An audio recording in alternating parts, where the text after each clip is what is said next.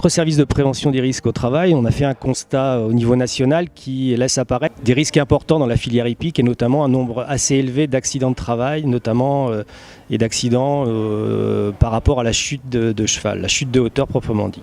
La MSA a donc souhaité mettre en place une convention avec notamment les établissements scolaires de la filière hippique pour mettre en place des partenariats, notamment avec la fédération de judo, pour appréhender au mieux et surtout faire diminuer les risques liés à la chute de cheval. En fait, le club intervient sur un programme qui s'est mis en place avec la MSA depuis 3 ans. MSA, la Fédération française de judo aussi, c'était la volonté de tester sur plusieurs lycées avec filière équestre, de filier l'apprentissage des chutes.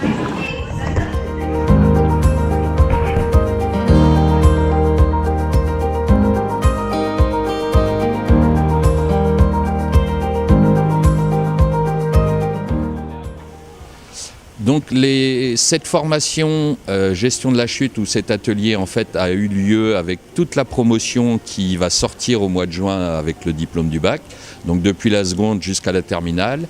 L'évolution qu'on a pu constater, c'est globalement moins d'accidents ou en tout cas moins d'accidents graves, c'est-à-dire de problèmes suite à leur chute.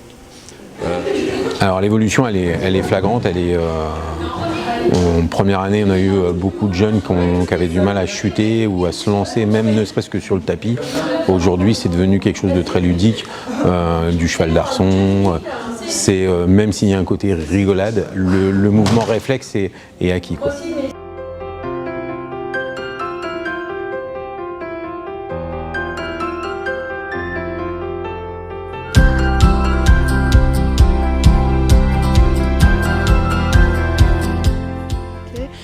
Je m'appelle Lise Constantin, je suis en terminale CGEH et je pratique l'endurance en amateur.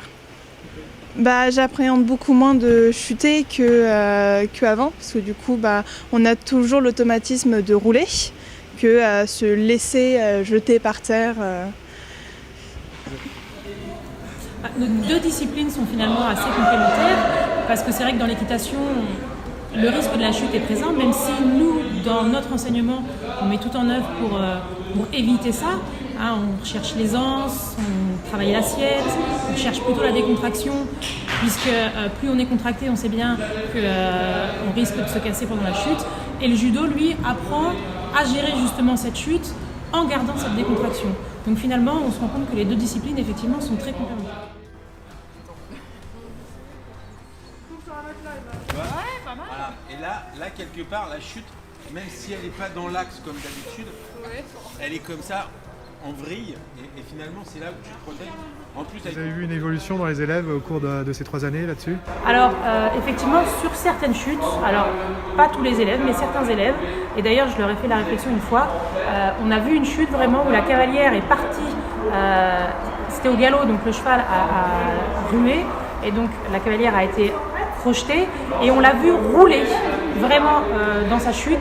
Alors est-ce que c'est lié à ça ou pas? En attendant, c'est vraiment ce qu'ils apprennent dans le judo et la cavalière s'est relevée et n'avait absolument rien. Parce qu'effectivement, c'est ça qu'il faut rechercher dans les chutes, ce qu'on n'a pas toujours. Parfois on a des chutes où ils tombent comme ça et ils se contractent et on a vraiment un impact dur et c'est là où ils se font mal en fait finalement.